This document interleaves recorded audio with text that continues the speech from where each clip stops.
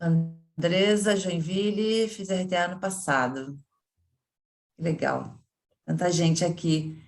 Eu acho que a gente podia começar, eu vou apresentar vocês e também vocês fiquem à vontade, Daiane e Paulo, para dizerem como vocês querem essa dinâmica depois de interagir com quem vai ouvir vocês. Assim, se as perguntas ficam mais para o final, se vocês querem chamar as pessoas no meio de uma fala, porque vocês vão falar muito mais da experiência de vocês do que dar uma aula, né? Vai ser uma exposição da experiência de vocês e todo mundo que está aqui pode interagir, pode abrir a câmera, pode falar da sua experiência. É para isso que a gente está aqui, para compartilhar, tá? Então, a Daiane é fisioterapeuta, tem especialização em fisioterapia hospitalar geral pela Unesp, aprimoramento em hospital geral pela FAMERP, fisioterapeuta de um hospital público em Bauru e professora do método RTA. Acabou de se formar, né, Daiane? Depois de uma longa Uma, uma, experiência que a Covid nos deu, né? uma longa saga chamada pandemia. Exatamente. E o Paulo Correia, fisioterapeuta, mestre em fisioterapia cardiorrespiratória pelo Centro Universitário do Triângulo e doutor em Ciências da Saúde pela Faculdade de Medicina de São José do Rio Preto. Atualmente é gestor do Serviço de Fisioterapia da Fundação Faculdade Regional de Medicina de São José do Rio Preto, MBA em Gestão Hospitalar, formação no método reequilíbrio tóraco-abdominal e docente do curso de graduação do Centro Universitário de Rio Preto. Então, eu vou deixar vocês à vontade, mas eu queria fazer uma pergunta que vocês podem responder a qualquer momento.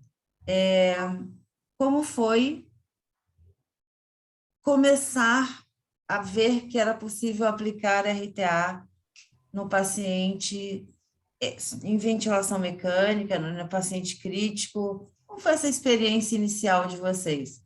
Eu vou fechar minha câmera, tá? E vou estar aqui acompanhando vocês nessa noite maravilhosa. Até mais Ok. tarde que eu entro aqui para Obrigado, conversar de obrigado, novo. Mari. É mais. Pessoal, boa noite. Eu sou a Daiane, como a Mari disse. É, eu vou começar a contar um pouco de como que surgiu essa incrementar a conduta, né, do RTA dentro da rotina hospitalar. Então, eu vou contar um pouquinho, bem rapidamente, da história, da minha história dentro do hospital. Trabalho já há 12 anos em terapia intensiva, hospital, enfermarias. E em dado momento, assim, da carreira, eu fiz o curso de RTA em 2018, no comecinho do ano de 2018, através de umas colegas que eu conhecia que tinham feito o curso, então, mas elas trabalhavam em um centro de reabilitação. E elas diziam assim, ó, faça o curso que você vai gostar, é uma técnica diferente, você vai... Eu não sei se vocês, se é quem aqui atende, mas se já surgiu aquela angústia, né, de, poxa, eu tô aqui na terapia intensiva, mas eu quero manipular o paciente, eu quero fazer algo mais, e às vezes a gente se vê meio de mãos atadas, sem ter muito o que fazer. Então, já depois de alguns anos na área, atuando, e depois, Paulo, você, por favor, também vai dizendo o que te levou a fazer o curso, porque surge meio que de uma insatisfação ali do dia a dia, e do desejo de fazer algo além, algo mais, manipular o paciente, sem que você fique preso ali só na ventilação mecânica ou só naqueles ajustes da ventilação, né? Que não é pouco, mas quando você quer fazer algo além ali dentro do seu atendimento. E pode ser aqui a insatisfação de muita gente que está atuando. Quando eu fiz o curso na minha sala, né, no meu curso, era muita gente da neuropediatria. Então, era difícil até eu trazer o raciocínio para UTI, e eu trabalho numa UTI de adultos, então aqui a gente vai falar um pouco dessa associação dentro do paciente, dentro da UTI adulto e dentro da UTI pediátrica. Então, como é que a gente associa? Eu não tinha muita escolha, na verdade.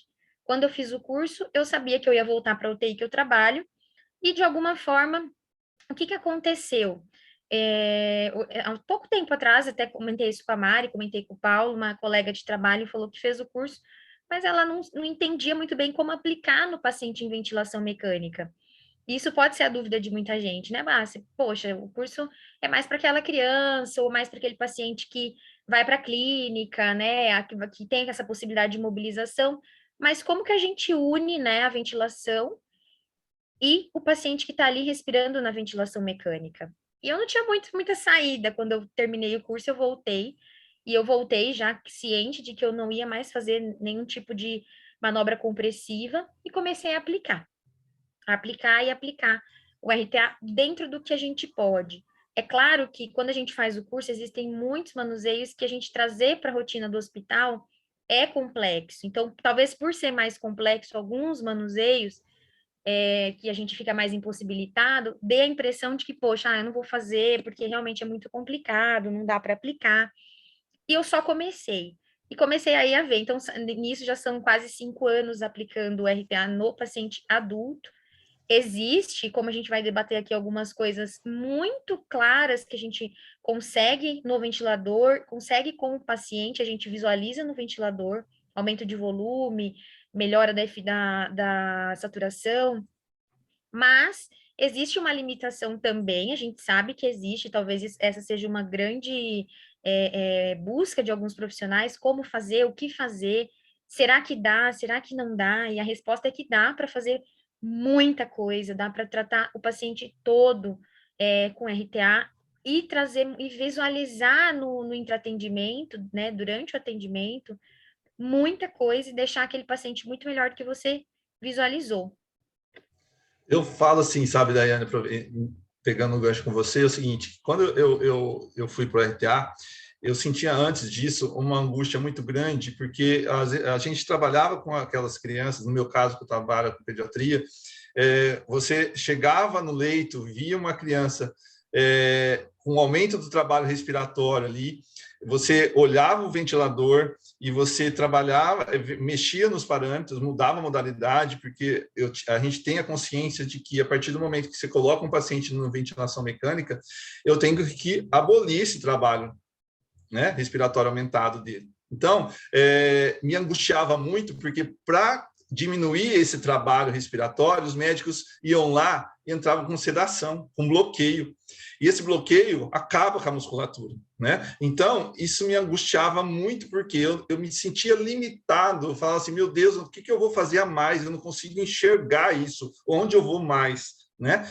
E o RTA, ele me fez trazer, na minha primeira experiência que eu saí do curso em 2019, cheguei e fui atender o meu primeiro paciente que estava em assincronia ventilatória, e já tinham feito de tudo, né? E a fisioterapia tradicional, ela vai pela higiene brônquica, né? Ela vai por outros recursos que não tem esse olhar global e não tem esse olhar da biomecânica, né? Então, a hora que você chega no leito e consegue identificar o deslocamento que está acontecendo ali na mecânica pulmonar, né? Você consegue identificar que está ocorrendo uma incoordenação muscular importante, um aumento de trabalho, que aquele aumento de trabalho está acontecendo ali, naquele ponto, é maravilhoso isso, né? Porque aí você consegue ir lá de uma forma, isso precisa de uma avaliação muito minuciosa, lógico, mas você consegue enxergar o ponto que está sendo gerado sobrecarga. E muitas vezes, muscular, né? Que aquele paciente, porque quando a gente pensa que o paciente está em ventilação mecânica, né? A gente tem que pensar que esse paciente ele foi para a ventilação mecânica por uma insuficiência respiratória, porque o ventilador mecânico, né? Ele trabalha um suporte ventilatório para um paciente que tem insuficiência respiratória aguda ou crônica agudizada, quer dizer, aquele doente já, né, que está lá crônico, uma doença pulmonar que com certeza está respirando com sobrecarga e que essa carga que ele tem muscular de trabalho, essa carga de trabalho acabou excedendo a capacidade de bomba muscular e ele faliu, né? Então, é por isso. E o que pode, né? Então, o nosso fisioterapeuta tem que pensar o que pode ter levado a essa falência. Qual o mecanismo fisiopatológico? Aí eu falo, pode ser uma hipoventilação, né? Então, eu posso, um paciente, por alguma alteração, hipoventilou, faliu o músculo pela própria consequência aí da evolução da doença. Ele pode ter tido um distúrbio de ventilação-perfusão, um efeito Shunt, um efeito espaço morto, que isso pode estar levando a uma doença obstrutiva, por conta de uma doença obstrutiva ou restritiva, ou um distúrbio de difusão. Então, toda vez que a gente chega no leito para atender um paciente com insuficiência respiratória, com ventilação mecânica, eu tenho que ter em mente esses mecanismos fisiopatológicos que levou esse paciente à ventilação mecânica, né? E a partir daí, eu tenho que partir para o meu raciocínio biomecânico como fisioterapeuta. Exatamente. Não sei se você concorda comigo, né? A gente tem que partir para esse raciocínio, porque a ventilação mecânica ela tem os seus objetivos, né? Que é melhorar a troca gasosa, reverter a hipoxemia, aliviar o trabalho muscular, né? Reverter uma fadiga, né? Ou aliviar, evitar a progressão da doença, da lesão pulmonar. E a partir do momento que esse paciente entra em ventilação mecânica, o nosso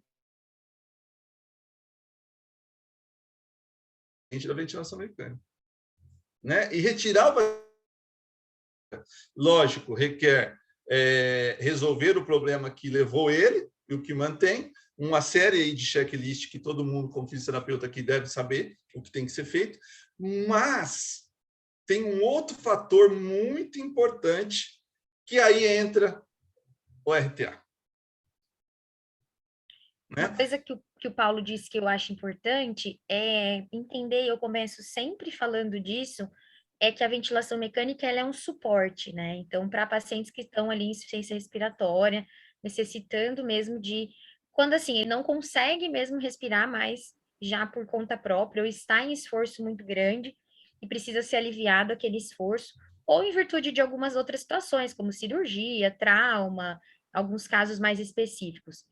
Quando a gente pensa que a ventilação mecânica, eu gosto de falar isso porque quando a gente pensa que ela é um suporte, você tende a pensar que você quer retirar o paciente o mais rápido possível desse suporte, fazendo com que se restabeleça a função respiratória dele normal, ou seja, sem um suporte de pressão positiva. É claro que a gente considera todo o contexto.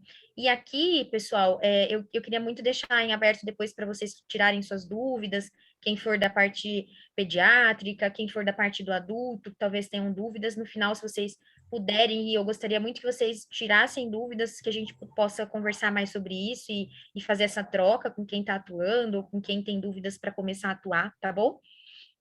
Então, mais para o final, a gente vai deixar um tempinho.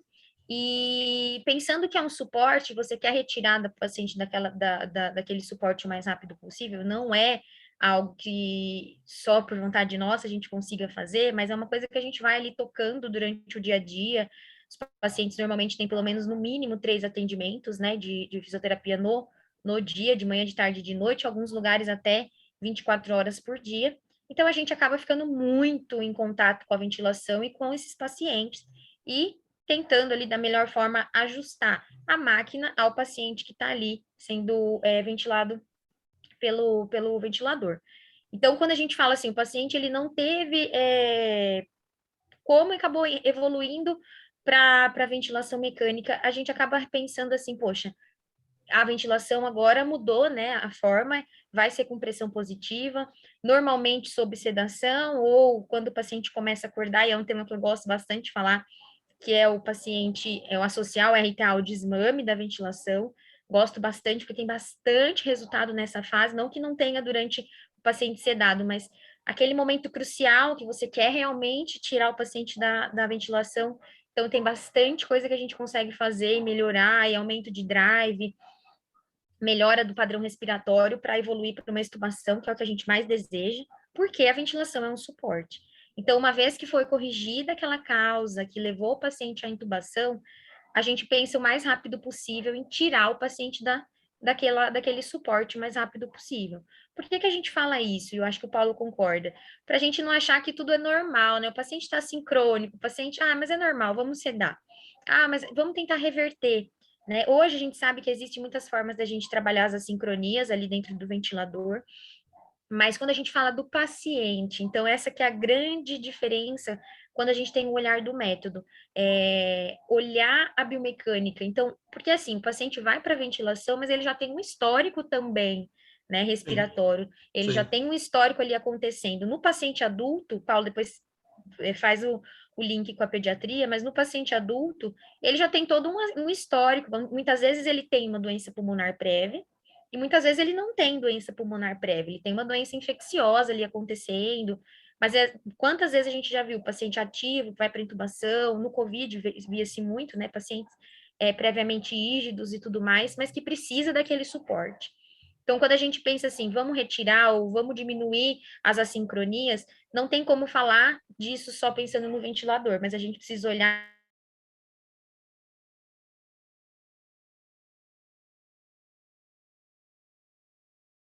a gente faz para favorecer ainda mais, né? Eu tenho certeza que todo mundo aqui tem alguma história de algum e vê todos os dias quem trabalha em UTI, os pacientes como eles ficam posicionados, muitas vezes de forma que não favorece a biomecânica, não favorece a ventilação sincrônica desse paciente. E a gente tem que pensar que existe ali um ventilador, né, uma máquina funcionando e fazendo todas as funções respiratórias ali daquele paciente, né? Frequência respiratória, o volume, o tempo que esse volume entra no pulmão, é tudo mecânico. Então, todas essas questões, obviamente, a gente leva em consideração, e o que a gente quer trazer aqui é como a gente faz o tratamento, né, durante esse paciente que está em ventilação mecânica, como a gente associa o método, porque, assim como pode ser era a dúvida dessa colega, pode ser a dúvida de muita gente, tá bom, mas como é que eu associo? O que que eu faço? Eu posso fazer uma ajuda inspiratória no paciente? Eu posso fazer um apoio, né? Quais são os manuseios que a gente mais utiliza e o nosso maior objetivo com esses manuseios? Tudo isso a gente vai falar aqui. Então, eu gostaria que vocês também fossem escutando e no finalzinho também tirem essas dúvidas e troquem um pouco com a gente sobre essa manipulação que a gente faz e como a gente auxilia, como a gente utiliza o método no nosso atendimento. E a gente tem que pensar, né, Daiane, que não é porque o paciente não está na ventilação mecânica que eu não vou fazer um manuseio, né? Que eu não vou conseguir Pelo alongar a contrário. musculatura inspiratória, que eu não vou conseguir alongar a musculatura expiratória, né?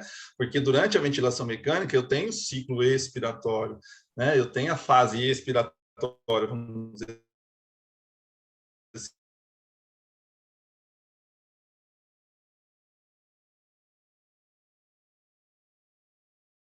assim, eu tenho a fase inspiratória, que é muito importante, que é o momento da ciclagem Sim. também, né?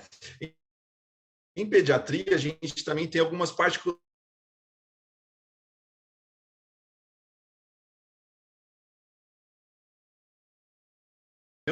em relação de acordo com a idade, a evolução dessa criança e como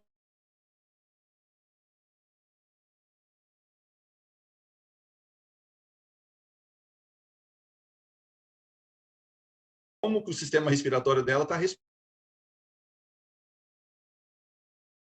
Vou falar para vocês podem fazer sim passivo, ativo, ativo assistido, né? Então, e cada um desses tem também o seu objetivo para melhora, né? Eu sei que para esforço a gente tem que trabalhar com manuseio passivo.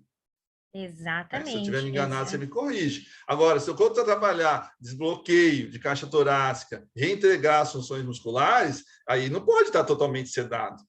Né? Eu não vou conseguir, eu preciso de um alongamento mais ativo, ativo assistido.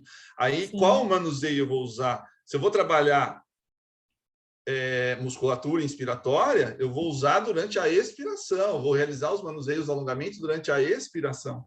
Se eu quero trabalhar fortalecimento, quero trabalhar musculatura expiratória, eu vou trabalhar durante a fase inspiratória.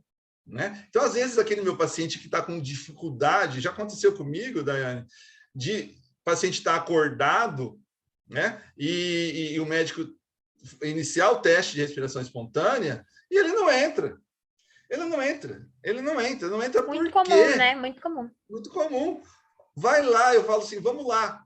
Né? Como eu estou na gestão, não atuo muito na assistência, mas vamos lá, pessoal que está comigo agora que tem um apoio abdominal inferior, um aumento da pressão intra-abdominal, uma coisa simples. Você vai lá e o diafragma já começa a responder, porque aquele abdômen ele não está conseguindo, aquele diafragma está tão enfraquecido, né? E aquela pressão intra-abdominal está tão ruim que você precisa dar estímulo, um apoio costal, né? Apoio costa abdominal. Eu vou trabalhando, vou alongando, e esse músculo vai respondendo. Aí, daqui a pouco, o paciente está lá. É como se ele tivesse adormecido, né? Eu falo. Né? Aquela musculatura adormecida, porque não se trabalhou com ela durante a ventilação. Ela ficou paradinha ali. Não sei se você concorda comigo, Daiane, mas é esse raciocínio que eu vou e ele volta. Aí você vê a frequência respiratória espontânea entrando, volume. Quando você tira carga de musculatura inspiratória, acessória e tudo mais, aquele músculo libera esse diafragma e tudo mais, o volume corrente sobe. Eu desbloqueio a caixa torácica. Aí você vai lá, a criança está em pressão controlada, com pico de pressão alta, você já começa a baixar a pressão de pico. A Andrea, Começa a baixar. a Andrea concorda aqui com a gente. Maravilhoso. É exatamente maravilhoso. isso. E é uma coisa que eu sou suspeita a falar, porque eu gosto muito de visualizar, e porque é muito fácil visualizar isso dentro do paciente que está em desmame. Então, quando, poxa, aquele paciente não tem drive. Não, a gente escuta muito isso, né? O paciente ainda não tem drive, não tem drive, não tem drive. Aí você fala, poxa, vamos lá, vamos fazer um estímulo. É falta de. E eu não sei se alguém aqui estava no o ano passado. Foi o ano passado o nosso encontro de RTA online? Acho que sim. E eu dei uma aula sobre isso, né? Falta de drive ou falta de estímulo diafragmático ali para realmente a gente verificar, né, o drive. Porque, de fato, existem pacientes que você tenta o desmame e ainda não é o momento. Mas vamos falar daquele paciente que tem plena condição de desmame. É aquele paciente que está ali, você passa para pressão de suporte, ele entra, todo mundo, eu tenho certeza que você já visualizou isso. É o paciente que está na pressão controlada, e você está deixando ali 15 de frequência respiratória, ele está fazendo 20. Ele tem frequência dele, né? Ele tem ali frequência respiratória dentro do modo assistido controlado, correto? A gente vê drive ali. Beleza, aí você quer transferir. Bom, se ele tem drive, o que eu vou fazer? Vou passar ele para pressão de suporte. A hora que você passa ele para pressão de suporte, ele não entra no ventilador. Ou você deixou, mesmo que você deixe a pressão de suporte mais elevada, ou você vai ali reduzindo, deixando mais ou menos parecido o que estava, mas é aquele paciente que você não visualiza mais aquele drive. Ou ele entra e faz uma bradipneia ali, ou entra 2 respirações e não completa, né, um ciclo ali inteiro. Ele não consegue disparar, né, Daiane? Ele não consegue disparar. Aí você fala, ele ainda não está pronto, vamos deixar a impressão controlada. Isso acontece muito no dia a dia. Aí você coloca em pressão controlada, ele tem frequência respiratória, né?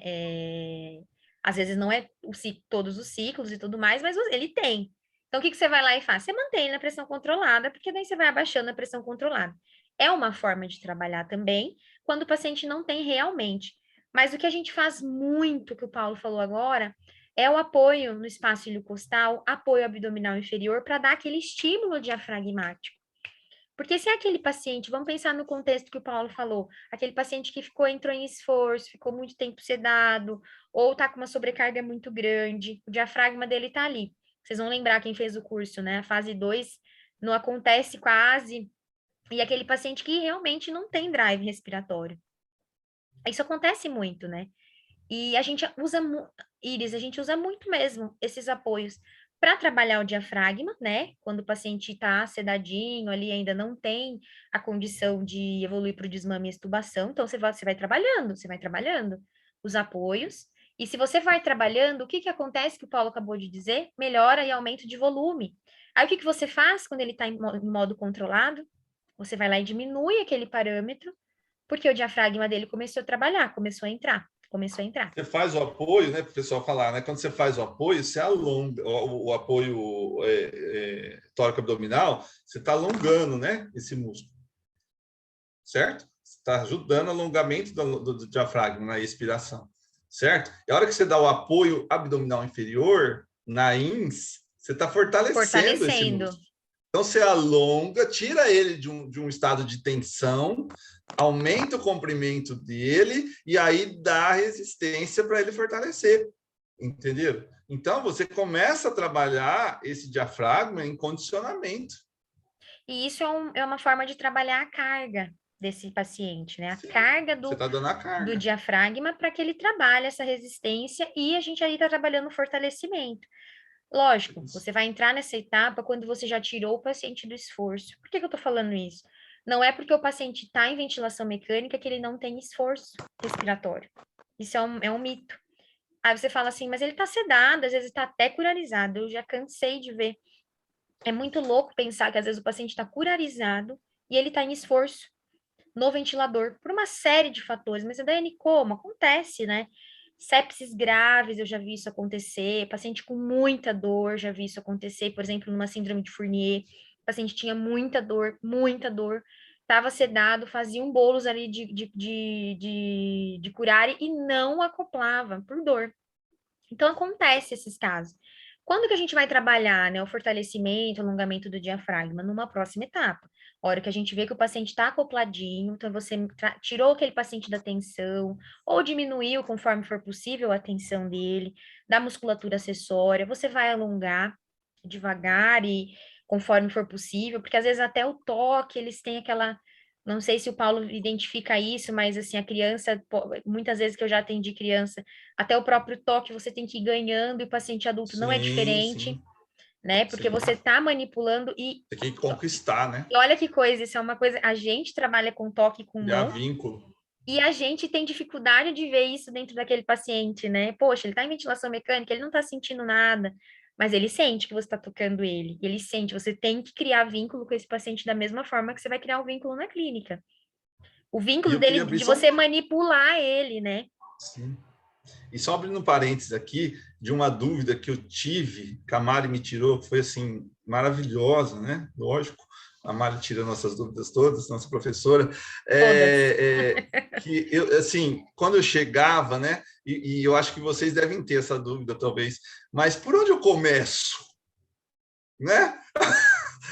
Onde eu, Eu tenho Mari, eu vou certeza chegar, que eu todo vou mundo tem essa dúvida. identificar e aonde eu começo, né? Eu nunca esqueço disso. Ela falou para mim: primeiro, faça uma avaliação minuciosa e identifique aonde está o deslocamento do ponto de equilíbrio.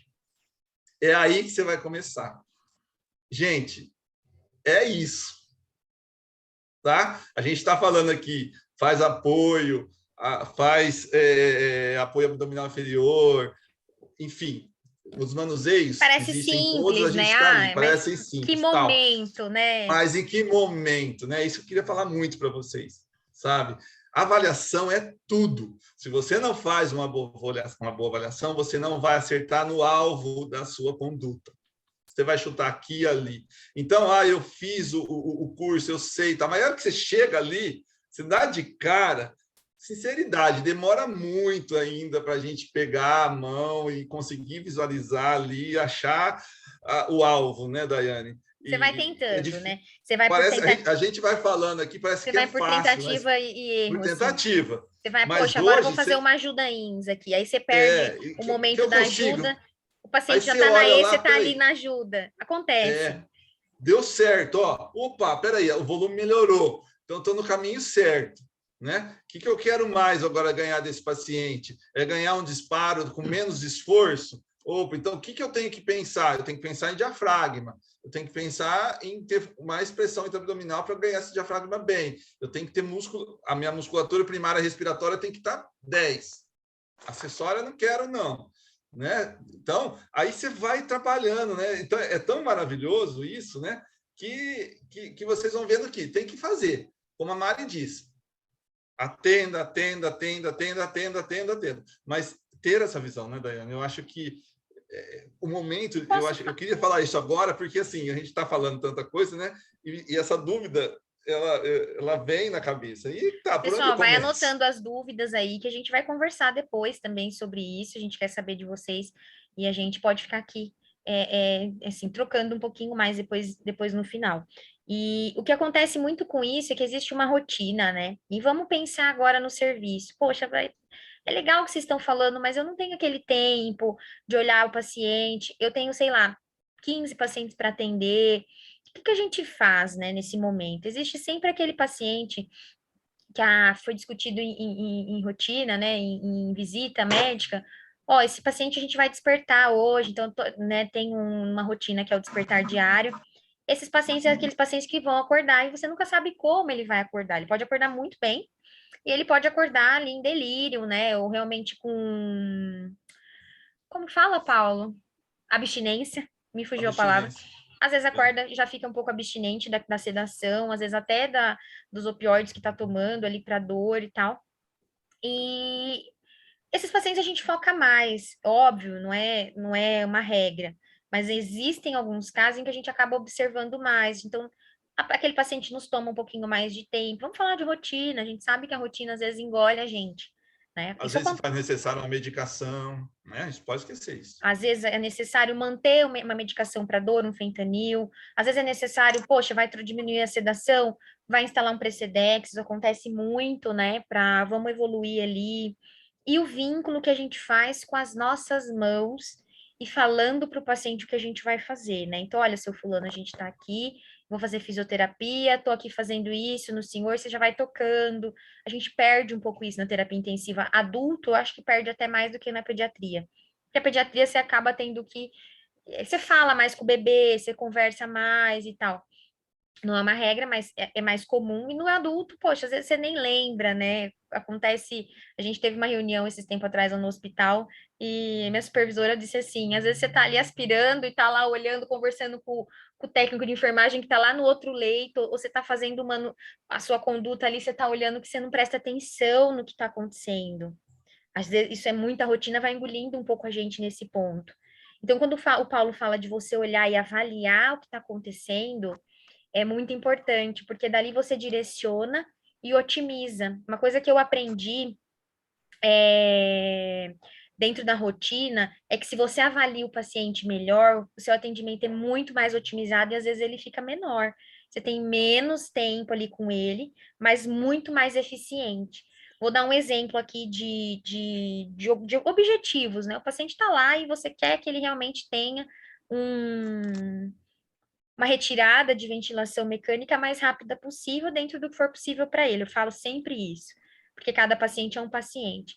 O que você quer dentro da que você avalia? Poxa, por onde eu vou começar aqui, né?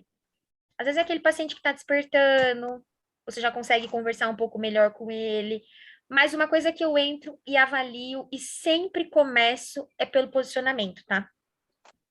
É difícil demais você tratar o paciente em 30 minutos, em 20 minutos, às vezes em 15 minutos que você tem ali, se você não olhar e não ver o posicionamento que ele tá.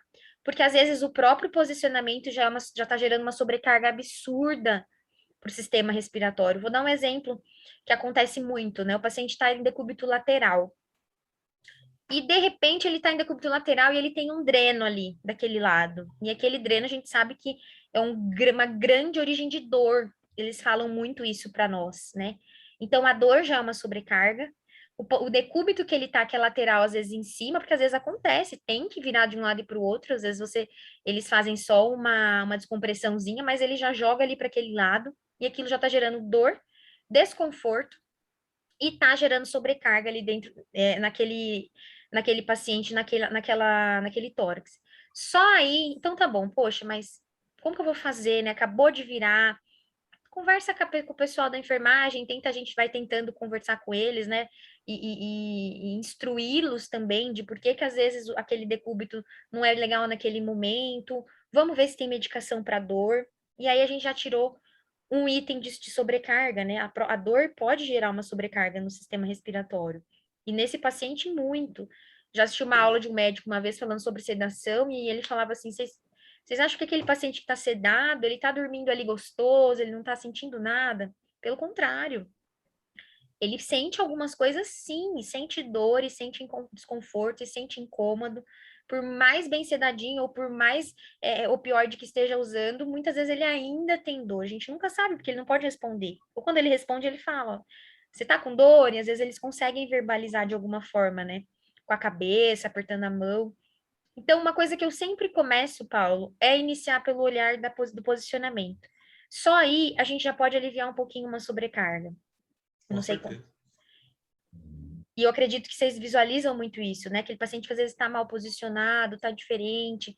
Você traciona um pouquinho aqui, mas às vezes não é nem a mudança do decúbito, mas você melhora um pouquinho aquele posicionamento, ele já melhora o volume pulmonar, por exemplo. O volume do ventilador aumenta. Aí você E na fala assim, ó, fiz criança, alguma coisa. e na criança você vai mais além ainda, você vai primeiro ainda no acolhimento da criança. Né? Primeira coisa, você tem que passar segurança para ele. Sim. Né? Aí Você aos vai poucos você vai tocar, você vai posicionando, mexer. vai tocando, né? É um carinho, né? Então, assim, não pode ter pressa, né? Então, é aquele momento seu, que dure 15 minutos, mas é um momento seu aqui com ele, com a criança. Você tem que estar totalmente voltada para ela. Você agora é você e ela. Então, E você não atendendo e faz olhando do tudo isso. lado, e, Não, né? não, é Você tem que estar você e ela, ali, você tem que estar a ali. conexão. Aí sim, aí depois ela sentiu essa segurança com você, aí eu sigo todo esse raciocínio seu também. Tá? Aí vai o posicionamento, com certeza, a gente vai alinhando, né, para chegar lá no nosso resultado final. E sempre lembrando, né, mais uma vez, né, adulto, eu falo que é até mais fácil de você trabalhar, o pessoal acha que não, pelo tamanho, talvez o esforço que você tem que fazer com o adulto, né? Agora, a criança, o raciocínio clínico, o raciocínio ali do desenvolvimento do grau de maturidade, os manuseios, pessoal, tem que estar muito bem consciente do que você está fazendo de acordo com aquela criança, de acordo com a idade, do desenvolvimento dela, a maturidade neural dela, você tem que estar pensando nisso tudo, né? Você vê, criança fadiga facilmente, né? Criança, Exatamente. né, ela está em formação ainda, as fibras do tipo 2 ainda não estão totalmente formadas, os músculos são muito mais fadigáveis do que do adulto. A criança tem um pulmão bem menos complacente, uma caixa torácica, ao contrário, muito complacente, né? A criança, a pequenininha tem o Não dá para diafragma está mais pôr força horizontalizado, absurda, eu não né? tenho mais, né? Então, eu tenho as costelinhas mais horizontalizadas, a Obliquidade. a obliquidade, né? Ela vai acontecendo com o desenvolvimento desse bebê. Então, se eu tenho um paciente, um bebê de 4 meses, eu não posso pensar em células oblíquas com essa criança ainda, né? Tenho que pensar, né, como que é a anatomia dessa criança, né? As resistências das vias aéreas são muito maiores. Então, qualquer obstruçãozinha ali, eu tenho uma sobrecarga muito grande, essa criança vai ter. Né? A via aérea é muito mais estreita, eu tenho um número de alvéolos menores, enfim, tem uma série de particularidades, né, que a criança tem, que eu tenho que tomar mais cuidado ainda. Né? E essa criança em ventilação mecânica, você imagina, né? Você vai com um tubo, né? A criança começa lá com criança de 2, 3 meses, tubo 3, 3,5, a resistência Sim, a que isso resistência. gera, né? Muito grande. Então, com o músculo que não está preparado, nossa, como que eu não vou pensar no manuseio? Como é que eu não vou pensar em tirar carga dessa criança? Como é que eu não vou pensar em melhorar, né? Toda essa parte de tônus, de força, alongamento, de comprimento muscular? Porque senão você vai... Imagina o bronquiolítico, né? Que é obstrutivo totalmente, né? Qual é a tendência, né? Do esforço, vai lá, a caixa torácica vai lá em cima. E né? instala um bloqueio Dependendo do rapidamente, bebezinho, né? Eu tenho que estar pensando, porque eu também não posso ir lá ficar querendo abaixar, desbloquear, que tem também o desenvolvimento da criança ali, sensório motor, que está acontecendo também. É muito difícil. Tratar criança é bem difícil. Né? Eu falo que é muito mais tranquilo, adulto, entre aspas, assim, eu falo, as particularidades são bem menores, as evidências existem, mas o resultado é impressionante, é muito bom. Não puxando a sardinha para o meu lado, que trabalha com adulto, mas já puxando, eu acho que existem as especificidades dos dois públicos. O que eu acho, talvez, de mais complexo dentro do paciente adulto é que ele já viveu algumas coisas e aquilo já se instalou ali dentro da biomecânica dele. Então, quando ele vai para a ventilação mecânica, em alguns casos, você nunca viu aquele paciente antes, e você não sabe como que era, como que tá, e você vai pensar, poxa, nossa, caixa torácica elevada. Você vai ali, existem muitos casos eu vejo muito isso lá onde eu trabalho, as DPLCs presumidas, né, que é aquele paciente que é tabagista, nunca foi tratado, nunca acompanhou, mas tem todos os sintomas, tem toda a sintomatologia, se encaixa ali num grupo de DPLC, um exemplo. A grande maioria dos pacientes que eu atendo são muito idosos mesmo, ou em casos assim, de cirurgias, são os pacientes mais jovens, mas também não é uma regra, a maioria, muito, acho que 90%, muito idosos, então eles já vêm ali com muitas vezes já com uma sarcopenia, às vezes paciente que já é acamado, às vezes paciente de DPOC, vários casos de pacientes que têm muita estrutura ali, já bloqueio instalado, e você vai tratando conforme você consegue. É óbvio que a gente está dizendo aqui dele na ventilação e que eu quero tirar ele da ventilação, isso para nós já é um ganho. Não, não é que não nos importa o que ele já tenha, mas o quanto antes nós retirarmos ele desse suporte, melhor, para estabelecer as funções fisiológicas dele mais rápido possível, né? Então, uma coisa que, voltando na questão do por onde começar, que eu acho que é muito, e a gente pode até falar disso agora, abrir depois para vocês falarem isso também, as questões de vocês, mas a grande sacada é avaliar mesmo, porque assim, o paciente está ali e você já tem muitos dados no ventilador. Então, não é que a gente não queira utilizar os dados que a gente já tem ali, pelo contrário, a gente precisa deles. A gente precisa observar o que está acontecendo na ventilação. E se eu avalio, eu já tenho um objetivo, a equipe quer pensar, a equipe já está pensando no desmame, ou então a equipe esse paciente vai ficar sedadinho mais um tempo, mas vamos diminuir parâmetro. O que acontece muito isso, né, é querer fazer mais do que a gente necessita, então deixar o paciente saturando 99, 100%, as custas de parâmetros muito altos. E o que a gente quer? Reduzir esses parâmetros, deixar que esse músculo do paciente trabalhe, então a musculatura acessória, a musculatura abdominal, eles perdem muita força abdominal quando já não tem perda prévia, né? Eles perdem muita mesmo, força diafragmática, uso de musculatura acessória, então é um ciclo, né? A tensão fica muito grande, a tensão é fraqueza da musculatura, como o Paulo falou. Tudo isso vai fazendo com que ele vai ficando mais tempo na ventilação, ele vai ficando mais dependente daquele suporte. Ele vai ficando mais dependente, ele fica dias e dias e dias e dias. Aí ele faz lesão de pressão, né? Faz úlcera ali, ele faz pneumonia associada. Então a gente já sabe algumas coisas que estão relacionadas ao tempo prolongado de ventilação mecânica. A gente quer realmente fazer a retirada desse suporte o mais rápido possível. E como que a gente define isso? É avaliando mesmo, definindo dentro daquela conduta que você tem um tempo com ele, então você tem que definir ali o primordial, então, ele não pode, eu não posso, uma coisa que a Mari fala muito isso, e a gente leva como um mantra para a vida, é que o paciente tem que ficar melhor do que você encontrou. Sempre. De alguma E forma essa você... melhora é mínima, às vezes a gente tem que... Isso que é lindo, né? Nós conseguimos observar, Mas às ela vezes, existe, né? ela existe, né? A diminuição da frequência respiratória, por exemplo, já é maravilhoso, você já conseguiu melhorar. A queda da frequência cardíaca ali no ventilador, uma melhora no volume corrente, que seja a mínima possível, mas melhorou. Se você conseguiu diminuir 1 ponto de pressão inspiratória, 2... Eu comemoro diminuindo 2 pontinhos ali de ventilação, de pressão, show. e às vezes com 2 pontos você mantém o mesmo volume. Mesmo volume até melhor. Há casos em que você conquista muita coisa e você consegue diminuir muitos parâmetros, 5 pontos de pressão, aumentar muito o volume. Eu já tive casos de aumentar 150, 200 ml durante o atendimento e isso permanecer no paciente. Porque a gente Uma queda sabe... de CO2, né, Daiane?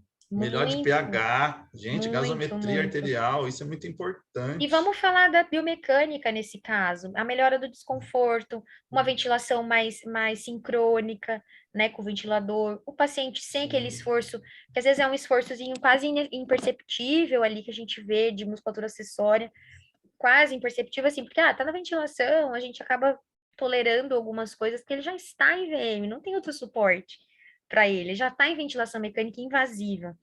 Então, qual é o A suporte? sincronia, né, tórax abdominal, né? A gente tem que lembrar, né? O tórax para cima, tórax abdômen para cima e para fora, na INS. Baixo para Exatamente. dentro, na ES. É E se isso, tiver né? diferente disso, já tem uma sincronia. Então, Provavelmente já tem uma sobrecarga em alguma sobrecarga. forma, em alguma E eu fase só ali do ciclo. complementaria, Daiane, aí quando a gente fala muito na avaliação, mas, pessoal, o que eu sempre fico direto estudando e buscando, e a gente direto tem que, cada vez que a gente lê, a gente aprende mais, a gente tem que saber muito biomecânica normal e biomecânica, né? Alteração patológica e fisiopatologia da doença que a gente está tratando. Porque aí sim a gente consegue fazer uma avaliação e identificar realmente o problema, né? Porque eu sempre falo, se a gente não sabe o que é o normal, como é que a gente vai identificar, né? Então, além de fazer uma avaliação 10, para eu poder fazer uma avaliação boa, eu tenho que ter conhecimento de biomecânica normal, patológica e da fisiopatologia da doença. E, lógico, saber de ventilação mecânica, que é o assunto nosso aqui, né? Pelo menos entender, olhar as curvas e saber interpretar. Uma coisa Lógico, né? que Nesse contexto todo. não tira a outra, a gente está falando de uma forma como a gente trata. Então, como a gente trata dentro do nosso atendimento? É algo que a gente não deixa para trás, é olhar a biomecânica, né? Quando o método é isso, é você olhar a biomecânica e restabelecer essa sincronia. Então, até o tema, né, é como o reequilíbrio tóraco-abdominal, ele ajuda e auxilia no paciente que está em ventilação mecânica. Como? Então, entra no que o Paulo está dizendo, eu preciso saber o que é o fisiológico, o que é o natural, né, num paciente porque a gente precisa lembrar que ele está numa pressão positiva, e nós aqui não estamos respirando por pressão positiva. Então, não é fisiológico, quando ele vai para esse suporte, ele já não está mais respirando fisiologicamente. Pelo contrário, existe uma pressão positiva e uma máquina fazendo aquilo. Então, permanecer em sincronia, a máquina e o paciente, não é nada fácil. Não. Então, não pode deixar assincrônico, jamais. Se você está oferecendo algo e não está tendo a sincronia, algo de errado está acontecendo, você não está conseguindo visualizar. E a gente precisa ter mais formas de tratar isso, que não seja, vamos bloquear, ou vamos aumentar a sedação. Né? Acontece quando a gente não sabe muito bem o que fazer. É como o Paulo falou lá no início, não é milagre nenhum. Então tá bom, eu vou fazer RTA, o paciente não vai precisar nunca mais de aumento de sedação. Muito pelo contrário, não tem nada a ver isso. Mas a gente pode tentar ali estabelecer, né, a sincronia novamente e melhorar aquele padrão, e talvez ele precise de uma menos otimização de sedação. Ou otimiza um remédio para dor e pronto, melhora a respiração. Acho que todo mundo aqui já visualizou aquele paciente que está na ventilação e está assincrônico, está respirando mal, está em esforço. E aí você fala, meu Deus, o que nós vamos fazer, né? O que eu tenho para fazer? E a gente vai ali por eliminação, e acaba chegando, vamos aumentar a sedação, vamos curarizar. Acontece isso muito dentro da nossa rotina, até na pediatria, como E muitas vezes a gente tem o que fazer, então vamos eliminar sobrecargas ali, vamos melhorar, vamos fazer mais, por exemplo, eu gosto muito de fazer ajuda inspiratória, porque tem bastante resultado no que se diz a ganhar volume e diminuir pressão inspiratória. Então, ele tá sedadinho, Luciene, e a gente vai lá, que ela perguntou no início, o paciente não tá lúcido, vamos lá, faz ajuda. O que eu faço? Muitas vezes, para não perder o timing e o ciclo, eu olho um pouquinho no ventilador, porque daí eu sei quando vai iniciar, né? Quando ele tá muito sedado, eu sei quando vai iniciar a INS, né? Então, disparou, eu já começo. E a hora que a hora que o paciente cicla, então você já tá com a mãozinha ali, de repente consegue até fazer um apoio. É talvez mais fácil do que na criança, né, Paulo? Porque são muitas respirações por minuto. O adulto, normalmente a gente deixa 16, 18 respirações ali por minuto. Lógico, a gente não consegue entrar em todas, eu ainda não consigo fazer em todos os ciclos, até para a gente não gerar sobrecarga com a nossa própria mão, meio que se colocando em cima do paciente, porque a gente começa a cansar e a gente faz, o último paciente é sempre o menos favorecido, vamos dizer assim, que você já está cansado do plantão, às vezes a sua própria mão acaba sendo uma sobrecarga, então tem que tomar muito cuidado com isso. E todo mundo aqui sabe que a nossa mão respiratória ela é pesada, né? Porque ela vem da compressão muito forte, de trabalhar a compressão do sistema. Então, quando a gente trabalha de uma outra forma, a mão tem que ser mais leve, tem que se encaixar melhor ali no tórax do paciente, não tem que vir apertando, gerando sobrecarga. Tem algum manuseio ou outro que, quando você vai, por exemplo, fazer um distensionamento, um descolamento, você pega um pouquinho mais, mas com a técnica adequada, e aí você não gera sobrecarga nenhuma, mas nunca com a sua mão sendo sobrecarga a mais, né? Vai ali, você olha no ventilador, poxa, disparou, vamos lá. Muitas vezes eu termino, já volto, faço um apoio tóraco-abdominal. Na outra, eu já vou alongando ali a musculatura acessória, devagarzinho, fico ali. O paciente tem muito relaxamento, não sei se o Paulo visualiza isso na PED, mas no adulto, o paciente relaxa. Mas Daiane, relaxa. No consultório, o paciente dorme. Sedado. E o paciente relaxa. Você vê a frequência cardíaca diminuindo, você vê a saturação aumentando. Muda o semblante. Muda o semblante. Como que pode isso, gente? Vai ser possível ver novamente essa... A gente está gravando, ela perdeu um pouquinho, gravando. Gisele, mas eu voltei a gravar aqui. Uma colega avisou. Mas é assunto, gente, que eu acredito de verdade que dá até uma live 2, uma live 3. Tem a parte do desmame. Até vocês falam, se vocês tiverem interesse, a gente pode conversar com a Mari, né, Mari? Sim, eu ia até sugerir para vocês dois um pouco de interação aí Eu com o ia, Vamos. pessoal que eu está ia falar agora, assistindo. é. Eu também Pessoal anotei perguntar. várias coisas aqui que, se der tempo, eu falo. Tá bom.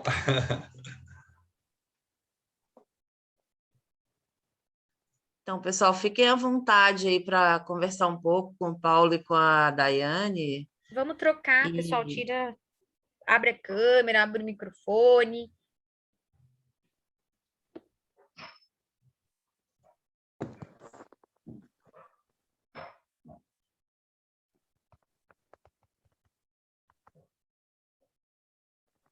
Não precisa ficar com vergonha, nada. Vamos lá.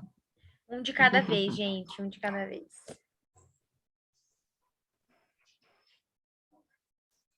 eu acredito que existam pessoas aqui que não tenham feito RTA ainda e possam ter dúvidas, como, por exemplo, teve uma dúvida, né? Se poderia fazer com o paciente que está sedado, ou, né, curalizado, enfim.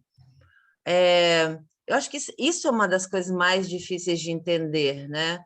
Ou se o paciente, como a Daiane disse, está começando um processo de desmame e ele tem alguma respiração espontânea, como que com o manuseio passivo a gente consegue, como vocês falaram, fortalecer o diafragma, né? Eu não sei se Não, eu acho que isso... talvez usando uma palavra, eu acho que mais no alongamento, né? Tirar a tensão, né? Não, mas dá para fortalecer também, Pode porque eu ser? acho que essa ideia do fortalecimento é importante que a gente relate aqui, deixe claro que quando trabalhamos com RTA, nós queremos sim o fortalecimento, especialmente do diafragma numa situação de um paciente em ventilação mecânica, né?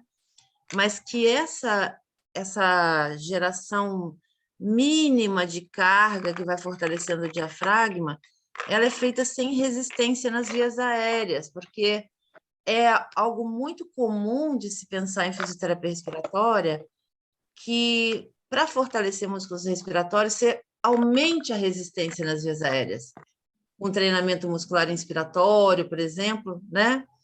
E que quando a gente se empodera mesmo da biomecânica respiratória saudável, a gente sabe, através das pesquisas, né, de um manancial de pesquisas que existem há mais de 100 anos relacionadas ao funcionamento dos músculos respiratórios, é que os músculos acessórios, eles só são usados em condições saudáveis na atividade. Exercício. Então, sempre que eles entrarem em ação, tem alguma coisa que está gerando sobrecarga no sistema. Então, um dos conceitos fundamentais da RTA é que nós não vamos gerar mais sobrecarga, a gente vai diminuir essa sobrecarga sempre. Né? A Daiane falou lá no começo que o sistema respiratório é um sistema de cargas, eu ensino isso sempre nos cursos, mas essas cargas, elas nunca são impostas às vias aéreas. As únicas cargas que existem para as vias aéreas e são cargas mínimas, é a resistência do ar passando pelas vias aéreas, é a a retratilidade do Elástica. tecido pulmonar, né? As cargas elásticas, mas na doença essas cargas aumentam. Então, nosso grande objetivo é reduzir essas cargas. E para quem não tem proximidade com o método ainda, é possível reduzir essas cargas de várias maneiras, como eles deixaram bem claro aqui, pelo alongamento dos músculos índices, pela redução do desequilíbrio tóraco-abdominal em relação à elevação da caixa torácica, aprisionamento de ar, enfim, eu sei que parece complexo para quem ainda não praticou, mas vamos lá, gente, fala aí um O pouquinho da Robson, acho experiência. que tem uma pergunta. Você quer falar? Aí, abriu o microfone. Quem? O Tudo bom? Robson. Bom dia. Ou boa Ó, noite, né? boa Bom noite. dia. Boa noite. Meu nome é Robson. Eu trabalho com terapia intensiva pediátrica também. E eu não tenho um curso de RTA, mas tenho uma uma amiga que eu me espelho muito, que sempre fala, ela tem um curso e tanto que ela falar, ela me convidou para participar da live, que eu não acompanhava esse canal, né? E eu estou tentando entender algumas coisas. Estou achando bem interessante a discussão. Quando se fala em ganho de força por mobilização, por essa mobilização mesmo que passiva, na verdade, o termo que a gente poderia acoplar melhor não seria uma melhora de relação de comprimento-tensão do músculo pelo reposicionamento da base do diafragma, que é ele que serve de suporte para a contração e elevação de costela, quando você tem, por exemplo, a melhora desse apoio de base abdominal, que foi falado algumas vezes aqui, com apoio, e assim, eu estou tentando trazer um pouquinho da biomecânica, né, para esse tórax de criança, né, como o Paulo colocou muito bem, né, pelas idades diferentes, a gente tem uma biomecânica totalmente diferente de uma idade para outra. Não seria mais adequado a expressão de melhora, comprimento e tensão, que a gente usa muito isso na biomecânica, quando a gente fala, pela subida do diafragma após o apoio abdominal, eu acho que seria uma lógica um pouco mais, pelo menos mecanicamente, mais adequada, não? Porque força, quando você tem um movimento passivo, é mais complexo você trabalhar. Pelo menos a lógica que eu trago da mecânica, né? Pensando de forma biomecânica. O apoio, Robson, posso responder? Tentar responder aqui, Mário? Claro. O apoio, Robson, você dá na inspiração, certo? Sim. Então, é o momento que o diafragma está se contraindo. Sim. Certo? Não no momento que ele está relaxando, que ele está alongando. Tá? O alongamento vai existir, tá? Quando eu faço o apoio tóraco-abdominal na expiração. Então, eu estou ali gerando um alongamento, aumentando um pouco a pressão intra-abdominal e favorecendo o alongamento do diafragma, que ele suba mais. A gente sabe que a criança ela tem um diafragma mais horizontalizado.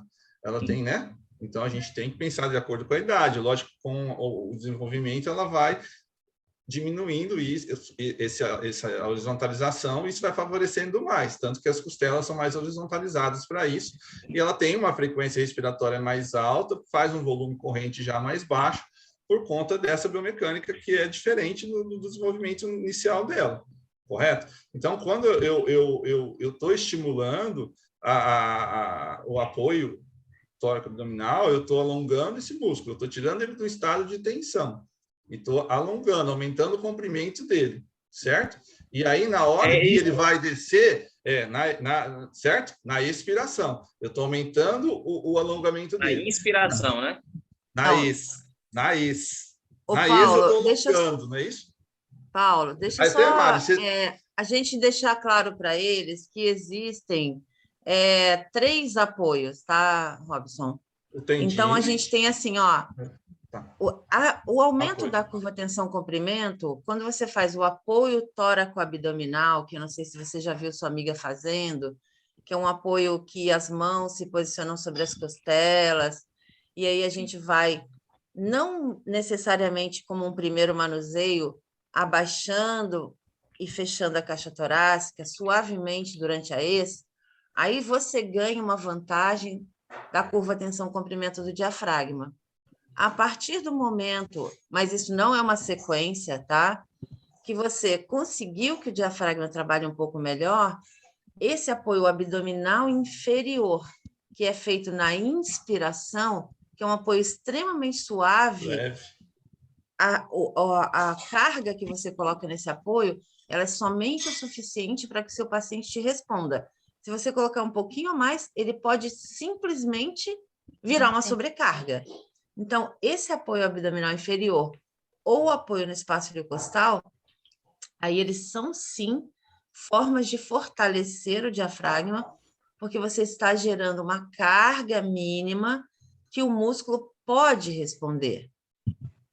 E não que ele piora o padrão de respiração, entende? Então, assim, tem várias coisas que nós fazemos. Algumas pessoas comentaram aqui, eu uso muitos apoios, eu tenho falado muito nos cursos. Tentem não usar tanto apoio. Por quê? Primeiro, você tem que entender de onde vem a sobrecarga. Por exemplo, a sobrecarga do meu paciente é porque ele tem uma doença obstrutiva. Então, por conta dessa doença obstrutiva, ele encurtou muito os músculos acessórios, Bloqueou, tensionou travou a costela na movimentação, né? Travou na fase INS. na INS. Aí, se ele está bloqueado na INS, o diafragma, ele desce na INS. Quanto mais elevada a caixa torácica, mais difícil fica para o diafragma descer na INS. Então, o que eu preciso isso fazer primeiro? Da relação comprimento-tensão, né? Que você muda a relação de comprimento-tensão e perde também questão de estímulo fusal em relação a intercostais e costelas. Acho que eu estou tentando acompanhar o raciocínio dessa forma. É mais ou menos isso, mas o que eles falaram da avaliação, que é importante, é assim, não dá para chegar em qualquer paciente, eu quero fortalecer o diafragma e vou fazer apoios. Apoio, exatamente. Porque, às vezes, a pessoa está, por exemplo, ela pode ser até um paciente com uma doença obstrutiva, mas ela está com uma telectasia. Então, ela tem uma carga restritiva importantíssima ali no sistema. E primeiro, eu preciso resolver aquela carga restritiva, melhorar o componente obstrutivo de encurtamento dos músculos inspiratórios, aí sim eu vou estimular o diafragma. Porque estimular o diafragma com tanta coisa contra ele, aí fica muito difícil. E às vezes a gente percebe isso, Mari, até porque você faz o manuseio e às vezes você não vê resposta. Isso acontece também. Justamente por isso que você está falando. Porque a gente fica preso, às vezes, não preso, mas a gente não sabe, às vezes, por onde começar, e a gente pensa assim, vamos fazer apoio, porque dá certo, né? O apoio funciona. Aí você faz um pouquinho mas de o apoio não funciona muitas vezes. Exato. Os apoios e às não vezes não funcionam funciona. muitas vezes. Você observa isso. Por causa disso, porque a carga está em outro lugar. Não tem como eu querer exigir do diafragma mesmo que seja um comprimento se essa relação tóraco-abdominal, que é algo extremamente difícil de entender na prática, como o Paulo falou, é de verdade difícil de entender, né? Eu acho que aqui a gente entraria numa situação de que é preciso revisitar esse olhar sobre esses pacientes, né? E que eu tenho total crença que o RTA traz esse novo olhar, que é você olhar o sistema respiratório como um todo.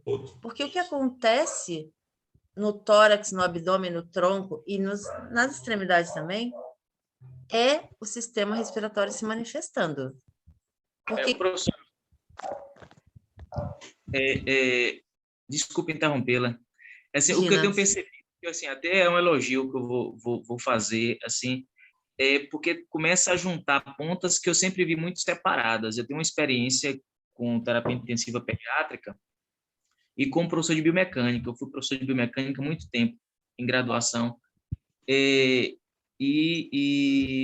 eu acho que sempre se desvalorizou muito a biomecânica aplicada nesses pacientes, esse entendimento que a senhora está... Assim, que eu estou tentando ter, logicamente, que eu não fiz o curso, não tive a oportunidade de fazer ainda.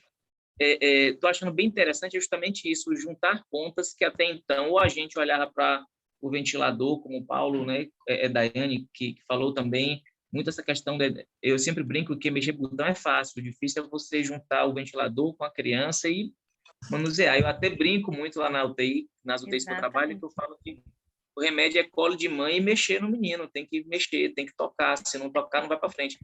E aí eu percebi na fala de vocês todos justamente isso, talvez o elo perdido da globalidade seja entender essa mecânica, que eu achei fantástico o entendimento do método. Parabéns. Obrigada. E viu, Robson, Obrigado. quero te dizer o seguinte, que o que eu fiz, primeiro, foi estudar muito biomecânica, né? Então, o método RTA existe há 31 anos, que ele é ensinado.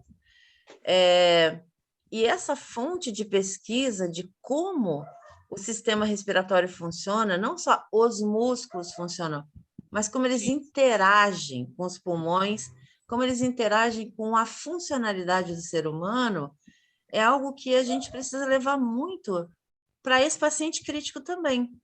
Entender que esse paciente ele está ali naquele momento, mas ele precisa de uma vida.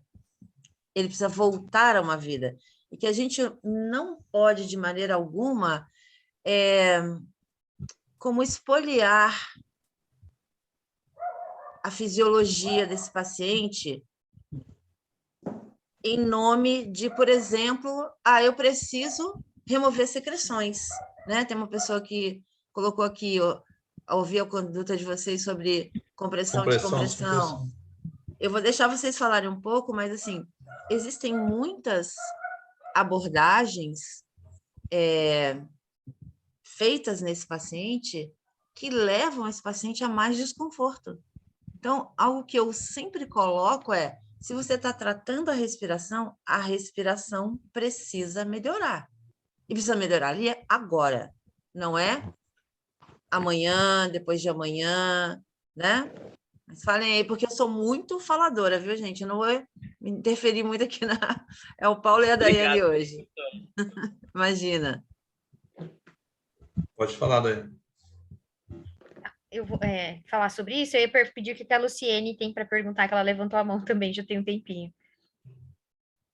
A gente vai para essa.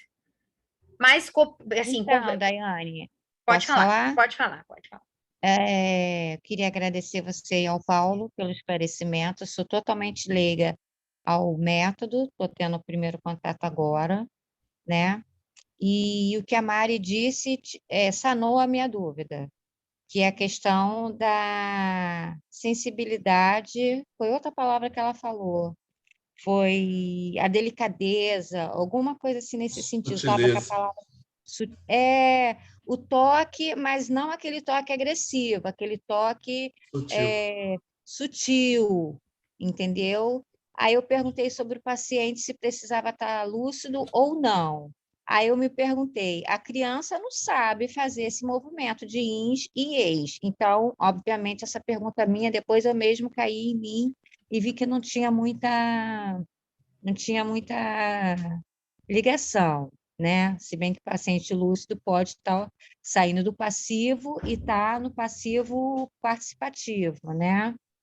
E eu esqueci, sinceramente, a palavra que a Mari falou, que matou toda a charada que estava na minha mente, mas eu comecei a prestar atenção aqui e acho que cada paciente é um paciente, cada um está na sua luta, cada um está com a sua doença e com a sua gravidade.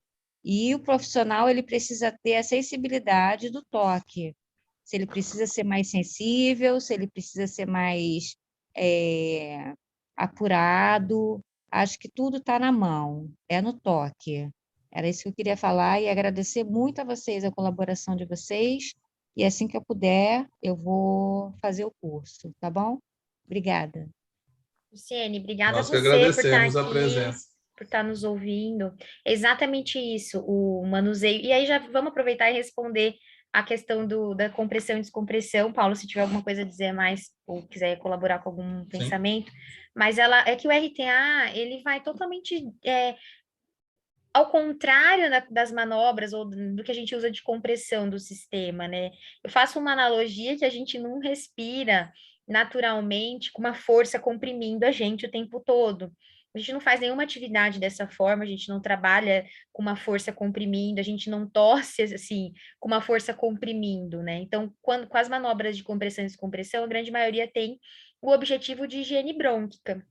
E a gente sabe que aí, quando a gente dá condição biomecânica para o paciente, muitas vezes a higiene brônquica ela já vem ali. Por um exemplo, né? Quando você faz os estímulos de diafragma e aquele paciente não tosse, você faz uns estímulos e ele tem força para tossir, especialmente de diafragma e de músculos abdominais. Então, você melhora ali, distensiona um pouquinho os abdominais, tira um pouco de tensão, dá um pouco de pressão, que assim auxilia bastante, e ele tem uma tosse mais eficiente. E quando ele tem uma tosse mais eficiente, a gente faz muito isso quando o paciente está em respiração espontânea. Tosse para eu ver, né? E ele vai e tosse. E no paciente está em ventilação mecânica, não tem como você solicitar. Em alguns casos, quando ele já está acordadinho e tal, você pode até solicitar. E ali já acontece a mobilização de secreção, né? A gente sabe que a tosse tem uma grande eficiência na mobilização.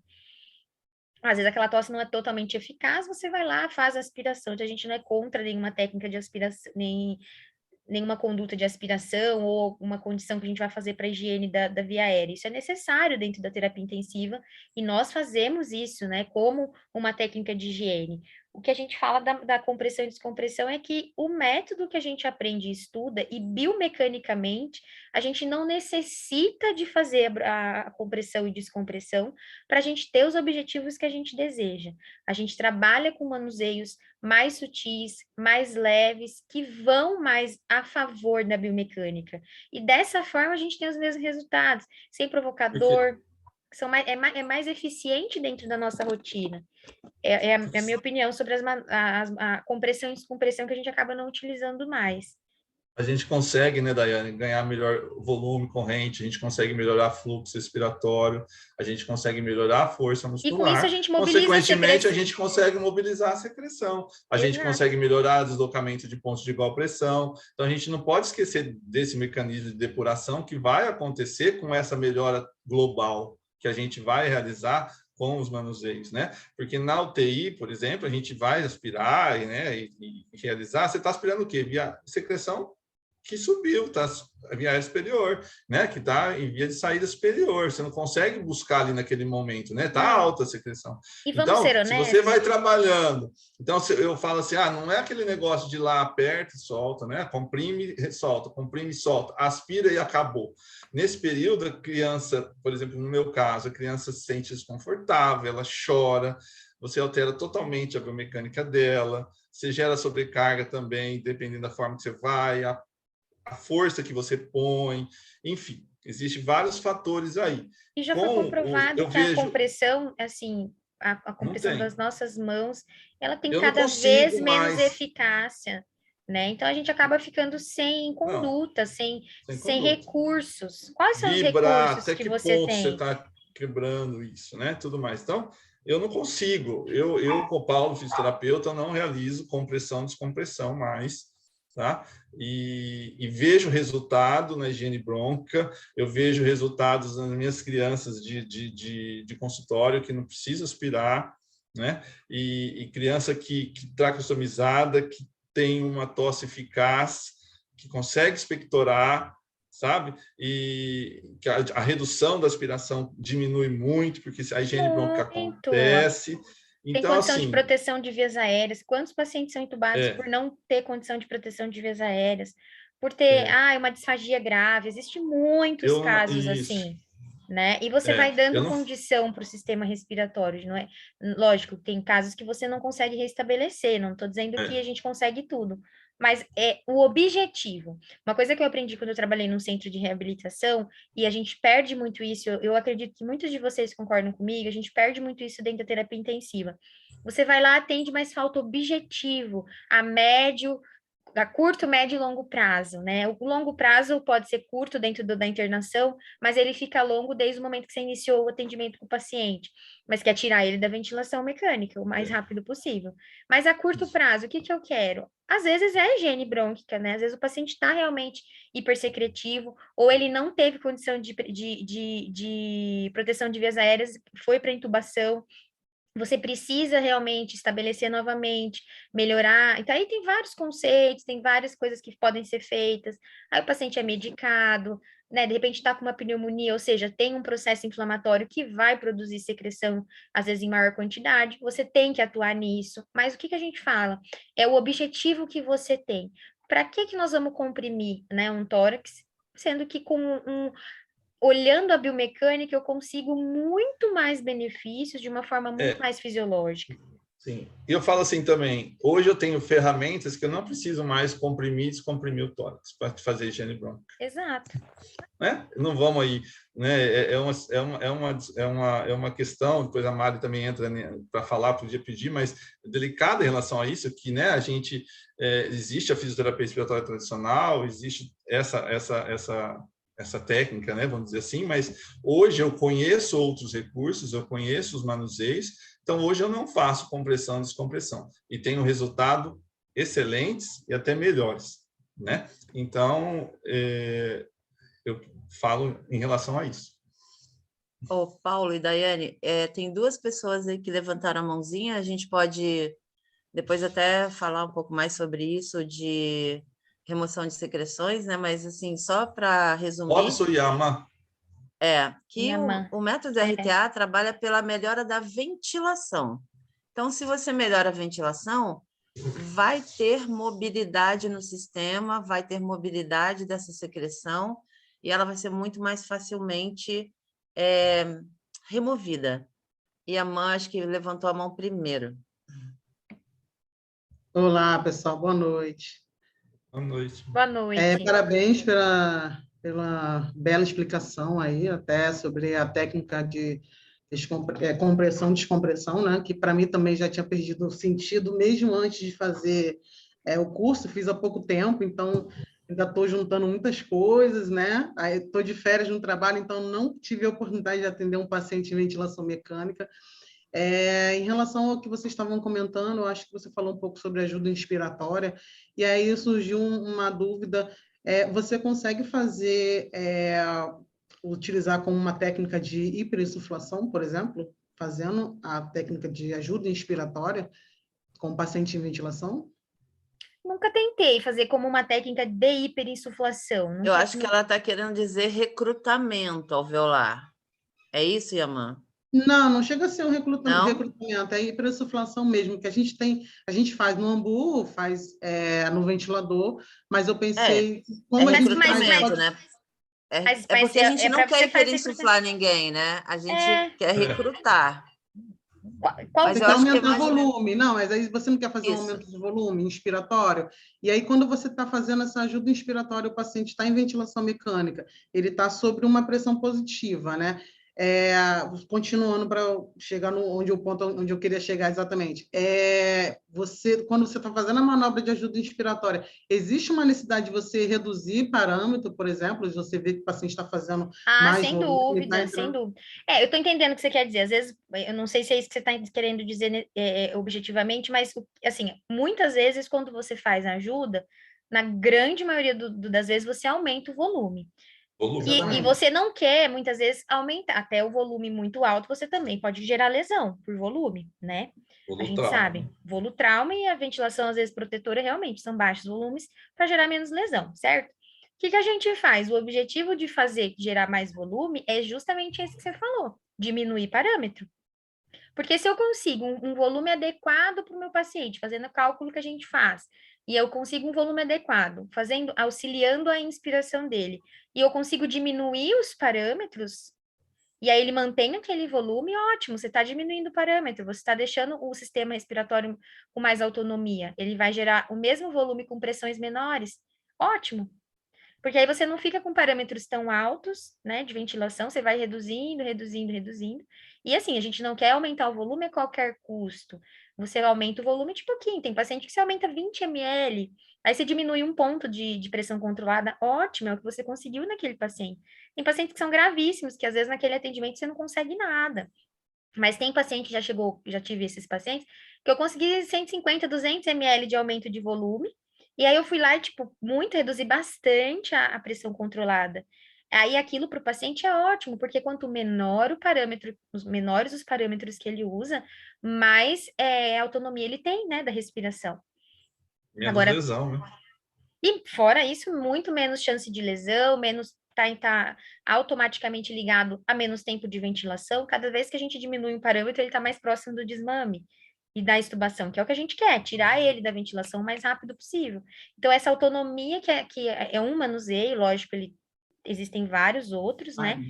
Mas a Ajudains é um manuseio que eu utilizo quando eu realmente, poxa, vamos reduzindo devagarzinho esses parâmetros. E às vezes você consegue reduzir até muito. O que eu acho interessante é porque a gente utiliza, né, muitas pessoas acabam utilizando como técnica de reexpansão, né, a hiperinsuflação, seja com ambu, que já caiu um pouco em desuso, ou na ventilação mecânica mesmo, né, com o objetivo de melhorar volume, enfim. Mas é interessante porque, com a visão do RTA, né, por mais que eu vá lá no ventilador e vá aumentar parâmetro, como você falou, você vai aumentar volume a todo custo, mas aí o paciente tem uma desorganização torácica, uma restrição, de repente, não consegue expandir por conta de uma questão mecânica. Exato. Então, não adianta só eu mexer no ventilador em si, eu preciso melhorar, reorganizar essa mecânica. É exatamente aí que entra o método, porque o método e essa conduta que a gente tem, que dá para fazer no ventilador, dá para fazer manobra de higiene brônquica no ventilador. Existe a manobra, mas é no ventilador e o paciente. Então, é o objetivo que muda. Eu posso aumentar o volume ali, mas aí eu vou, muitas vezes, aumentar o parâmetro, deixar o paciente mais dependente da ventilação. O que muda, eu percebo que é o olhar, né? Então, você muda o olhar e aí, poxa, eu vou dar autonomia para o paciente na máquina. Não vou ajustar a máquina para o paciente, entende? Muda esse conceito que a gente tem muito da terapia intensiva. A gente ajusta a máquina para o paciente. E o paciente? Para a gente ajustar para ele também tem que estar ali. E na minha visão, de 12 anos de terapia intensiva, é o nosso é realmente o nosso objetivo, olhar o paciente, ele está na máquina. Mas se a gente quer tirar ele da máquina o mais rápido possível, eu vou ficar olhando na máquina? Óbvio, uma coisa não exclui a outra. Enquanto ele está em ventilação, eu tenho que dominar a ventilação também. A gente tem que saber. O que eu falo aqui é dos objetivos que a gente tem. Então, eu trabalho a máquina e trabalho o ventilador, né? Então, na verdade, não. A gente quer trabalhar também o paciente, inclusive o paciente, né? Que é essa grande sacada que o método traz. Você vai trabalhar o paciente também, para que ele também se adapte à máquina, não só a máquina que fique ali se adaptando ao paciente. Porque que tem formas de fazer isso, existe mesmo, né? Mas aí fica uma coisa que a gente usa muito, né? A gente vira piloto de ventilador, né? A gente só sabe fazer ajustes e a hora que alguém pergunta, e o paciente como é que tá? E você não sabe dizer, né? Porque você não viu direito, né? Às vezes acontece. O que muda é a nossa assistência desse olhar, sabe? Você olha para o paciente em primeiro lugar e você vê a máquina realmente como um suporte. Não, perfeito, obrigada. O Robson tem uma pergunta e depois tem uma pessoa, a Carol também, fez uma pergunta aqui. Na verdade, Robson. Estou tentando juntar os pontinhos, né, que ficam brilhando aqui na minha cabeça. Mas a análise que eu estou fazendo é que talvez o princípio da compressão e descompressão e do RTA fisicamente é o mesmo. É variar a pressão dentro de uma caixa torácica, que tem os princípios que vão se relacionar de elastância, complacência e resistência, só que são feitos, pelo que eu entendi, de forma muito diferente. Desde uma lógica mais antifisiológica e artificial, que é uma pressão brusca, isso também você não faz diariamente no seu tórax, né? E aí altera essa relação complacência, elastância e resistência para uma lógica mais funcional. Eu acho que talvez seja o futuro da gente. É pensar na funcionalidade. Então, Exato. O que eu estou percebendo nas discussões é que é a mesma lógica, ou seja, você varia a pressão de uma pressão menor para uma pressão maior, gera um fluxo turbilionar que vai estimular a saída de uma quantidade de ar, e aí, se tiver ou não saída de secreção. Mas essa deixa eu te interromper só um pouquinho. Vou te interromper só um pouquinho, porque o nosso objetivo e a forma de trabalhar na RTA não é gerar um fluxo turbilionar, é pelo contrário. Laminar. Tornar o fluxo mais laminar. E só terminar, assim, para amarrar a minha colocação. Assim, quando você, pelo que eu entendi, pela que a senhora me explicou, até na pergunta que eu fiz, quando você faz essa variação de pressão, você pode ter esse fluxo turbilionar, como é na vibrocompressão, por exemplo, e se o paciente faz da forma como ele faz, de forma cada vez participando mais, que eu entendi que é uma participação do paciente, mesmo quando o paciente está sob um pouco de sedação, você consegue organizar esse fluxo de forma que seja mais eficiente e funcional. Aí sim entra, como a senhora, realmente a lógica de um fluxo mais laminar, mais organizado, com a diferença de pressão mais adequada a esse sistema respiratório. Assim, outra coisa que eu acho é que assim, a gente tem que avaliar bem o paciente, que eu entendi, que acho que o ponto de segredo da técnica, assim como em qualquer prática, é a avaliação para descobrir qual o ponto que você vai intervir ou não, de qual forma ou não, usando a técnica. Sem dúvida. Sem dúvida. Não existe uma receita, mesmo com os manuseios, é exatamente o que perguntaram, né? Por onde começa, por onde que acaba, o que você faz, né? Não, o raciocínio ele tem que haver. Até porque você vai encontrar o paciente, você pode atender o paciente, eu sou diarista, né? Todos os dias você tá ali, cada dia você encontra o paciente de alguma forma. Às vezes ele tá melhor, às vezes ele tá muito pior. Tem muitas questões envolvidas, né? Às vezes, só o fato, acho que a Yaman tocou muito nessa questão de, quero insuflar o paciente, que o fato de você tocar, ele já respira diferente. Então, assim, como o sistema é extremamente dinâmico, se você virou ele de lado, você já mudou, já é outro sistema. Se você abaixou costela ou movimentou um braço, já é um outro sistema. Então, aí daí decorre um aumento da manualidade no paciente, decorre também uma influência muito grande sobre o processo ventilatório. E em criança, eu acho muito mais fácil perceber do que adulto. Essa resposta ao toque, né? Eu tenho um tempinho trabalhando com a criança e assim, Maria Celene, que eu considero minha mestra, ela sempre falava muito isso, tocar na criança. A forma como você toca, ela vai dizer se você pode continuar tocando ou não. O toque gentil, ele sempre vai gerar uma resposta em qualquer indivíduo muito mais favorável a ele próprio do que um toque não gentil. Mas é bem importante também que a gente deixe claro aqui para quem não conhece bem o RTA e para quem está começando, porque é um trabalho que, assim, demora, sabe? Demora para a gente ficar bem bom nisso. É que esse toque gentil, ele responde a um conhecimento. Ele é gerado por um conhecimento, e não só pela compaixão, que eu acho que a gente tem que ter muito pelo paciente respiratório. E eu sempre coloco muito isso, que é necessário ter compaixão por quem respira mal. A gente não pode tocar essa pessoa de qualquer maneira, nenhuma pessoa. Mas se eu estou com a falta da maior conexão com a vida, que é a respiração, então eu preciso muito mais que você me olhe de uma maneira amorosa, que você tenha respeito, muito respeito por mim. E esse respeito, esse toque gentil, essa amorosidade mesmo, como eu falei para vocês, ela depende de muito estudo. Não é que eu vou colocar minha mãozinha de levinho, não. Cada toque que é feito, ele tem um direcionamento, ele tem um objetivo, ele tem uma leitura da sobrecarga ventilatória que aquele paciente tem com as vivências de cada indivíduo. Então, eu acho que o que é muito, muito importante a gente deixar bem marcado, que o Robson colocou aqui de uma certa forma, é que existe uma mudança de paradigma. É um paradigma que concebe o sistema respiratório na sua abrangência, porque o sistema respiratório ele só funciona assim para todos nós, porque nós temos coordenações, nos movemos de maneiras que fazem com que a gente possa responder a uma funcionalidade da vida. E os nossos pacientes respiratórios, especialmente esse que está em ventilação mecânica, toda a funcionalidade dele acabou, até a mais básica, que é se manter conectado à vida através da respiração. Então, isso é uma coisa muito grande. A Daiane passou agora por um processo imenso ali de formação para professora de RTA, né?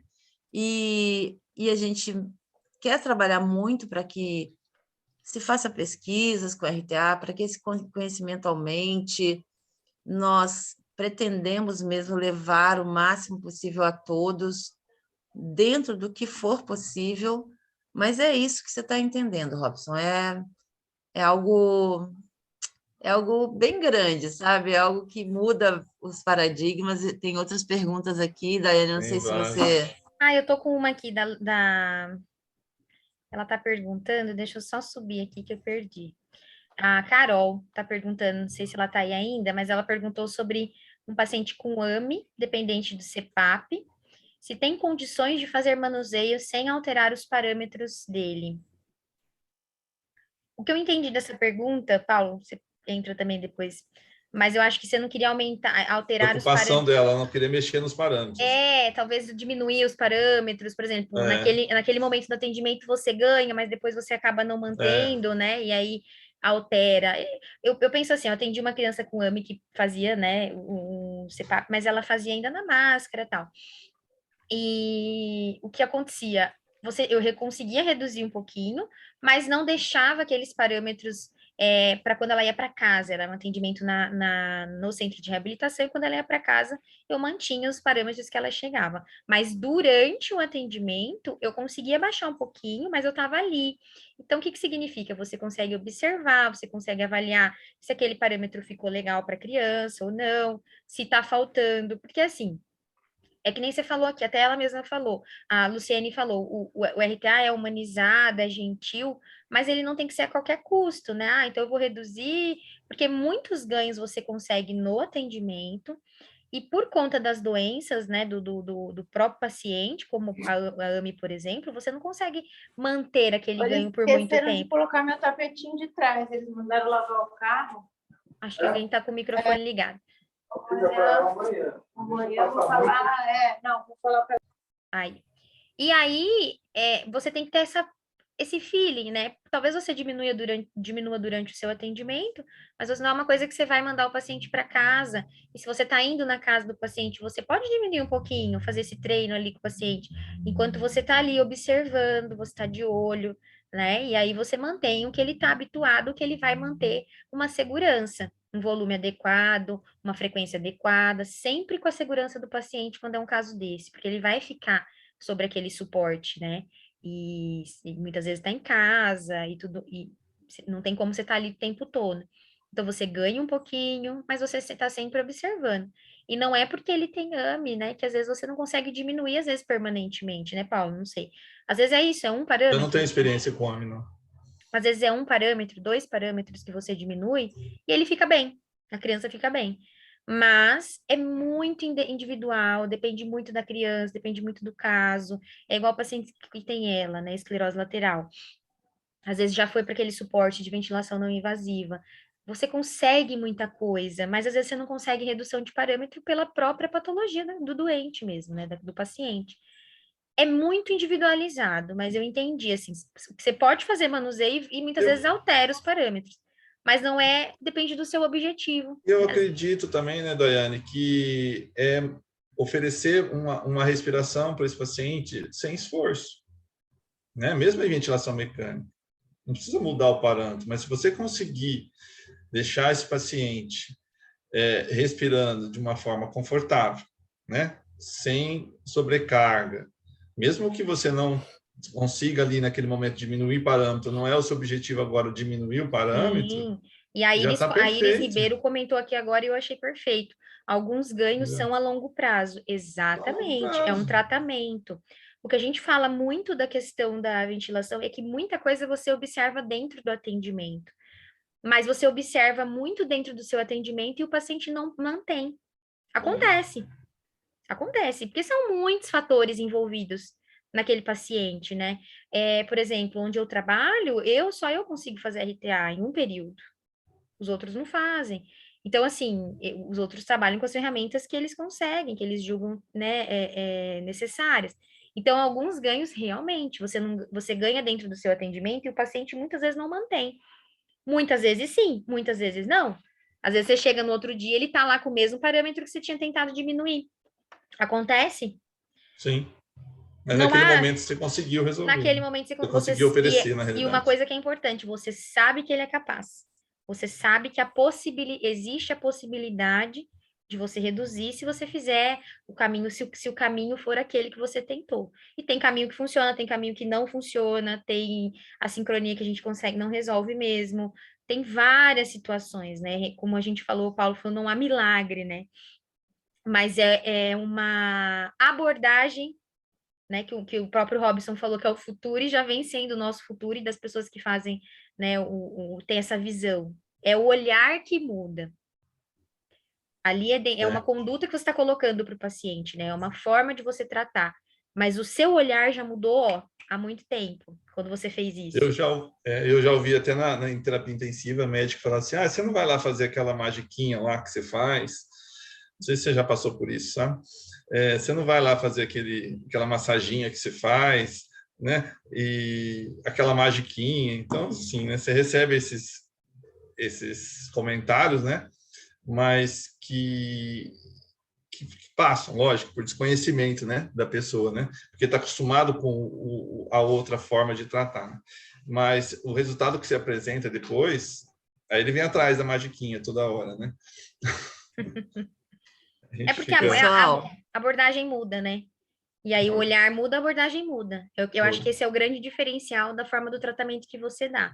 Então, você tira aquela visão, às vezes, mais do, igual a Emma falou, né, da ventilação, que é possível, é. O que a gente está falando é de uma abordagem de outra forma. É o olhar que Sim. muda e a abordagem muda também.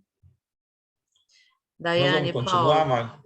olha, a gente já está 2 horas aqui, mas tem uma pergunta da Carol, né, que começou a atender uma criança PC de 3 anos, tem um tórax levemente em sino, tem histórico de prematuridade extrema e ficou 9 dias entubada. Nesse caso, o suporte inspiratório vai ajudar na mobilidade dessas últimas costelas que estão mais fixadas?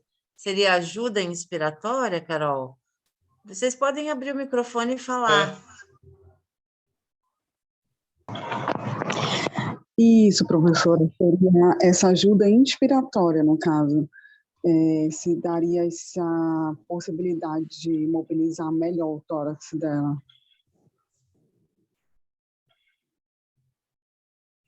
Eu vou responder essa porque... Pode responder. Porque essa é uma questão, quando você tem uma criança com uma paralisia cerebral, com uma deformidade torácica, são tantos fatores implicados aí, né, que realmente um manuseio não vai fazer a diferença. Ele pode fazer a diferença para melhorar a ventilação momentaneamente, para, né, enfim, como o Paulo e a Daiane colocaram, melhorar parâmetros como frequência respiratória, saturação de oxigênio, mas o mais importante é que a gente trabalhe para melhorar essa deformidade que foi causada não somente pela paralisia cerebral, como às vezes se pensa, mas principalmente por todo o desconforto respiratório que veio lá de antes, veio de uma prematuridade ou de uma asfixia, antes dessa criança se tornar uma criança com diagnóstico de paralisia cerebral. Né? Eu lamento até não poder te responder tão objetivamente essa pergunta, mas a ajuda inspiratória poderia te ajudar a melhorar o volume corrente, a frequência respiratória, a saturação, mas seria assim como, sabe, um socorro somente e não um tratamento a curto, médio e longo prazo. A gente não tem essas respostas bem curtas para dar, né? Porque o indivíduo, qualquer um, é complexo, mas eu espero que você venha assistir mais. Amanhã a gente vai ter um encontro maravilhoso sobre hérnia diafragmática congênita, né? E eu estou vendo que tem mais várias mensagens aqui. Se a Daiane e o Paulo quiserem coordenar as outras perguntas ou mensagens, mas, Carol, fica aqui com a gente vai organizar muitas coisas, vamos fazer análise de vídeo, interpretação de casos clínicos, tudo aqui, ó, gratuito, para todo mundo participar e ir se inteirando com o método, tá?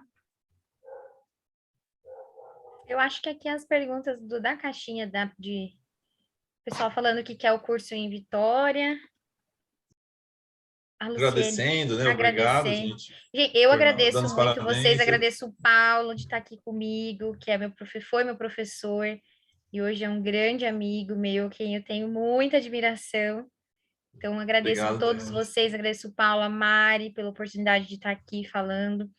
Eu acho que esse tema tem muita coisa para falar, acho que dá para fazer uma parte 2, se alguém quiser, se vocês quiserem, a gente pode continuar falando disso, porque entra a parte do desmame, que eu já falei aqui em alguns momentos que eu gosto bastante, a gente vê bastante resultado também. Então, a sincronia, né? As assincronias, o que a gente consegue melhorar, né, com as nossas mãos, com esse olhar, que é o que eu falei agora, o que muda é o olhar. Então, se muda o olhar, muda a sua conduta, porque você observa diferente, você trata diferente, né? Então, eu queria pessoal, agradecer a você, Mari e Daiane, porque eu tenho muito ainda que aprender.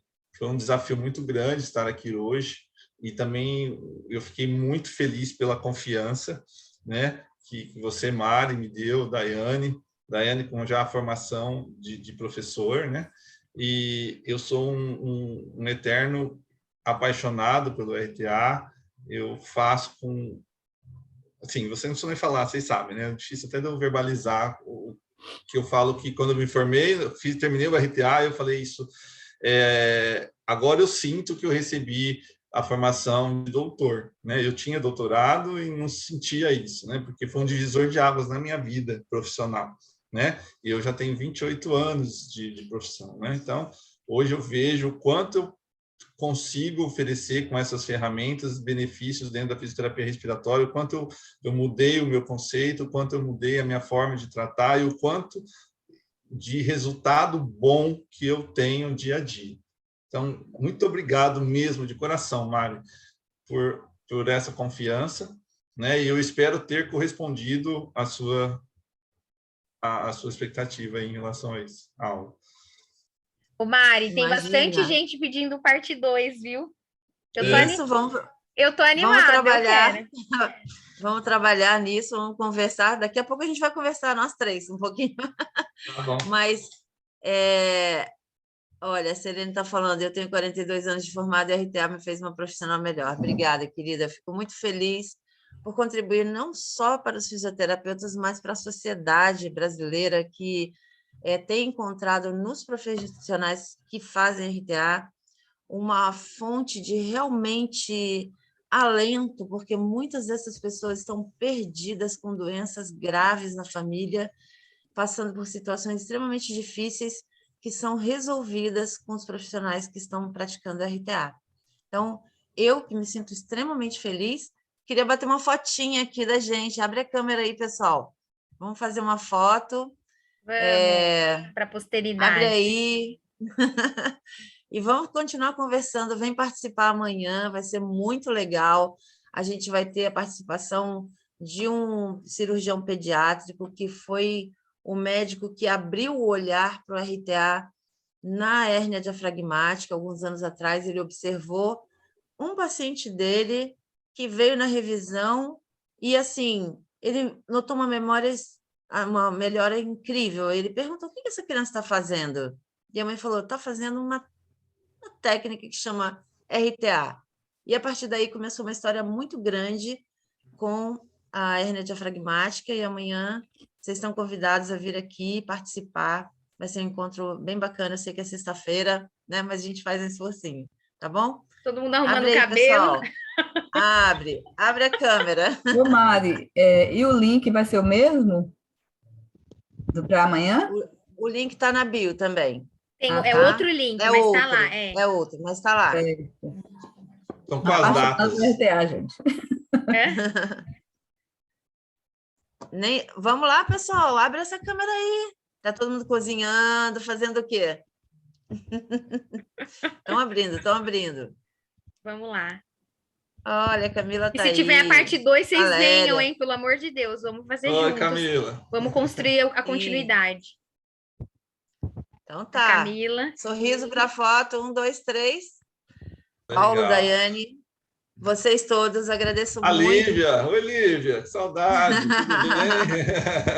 bem? Por terem estado aqui. A gente vai fazer essa comunidade ficar forte. A gente tem muita coisa para conversar. Muita, Hoje, muita. quando a gente começou aqui, o Paulo falou sobre um assunto que é sobre o ganho financeiro. A gente precisa conversar muito sobre isso. Dos profissionais que trabalham com RTA.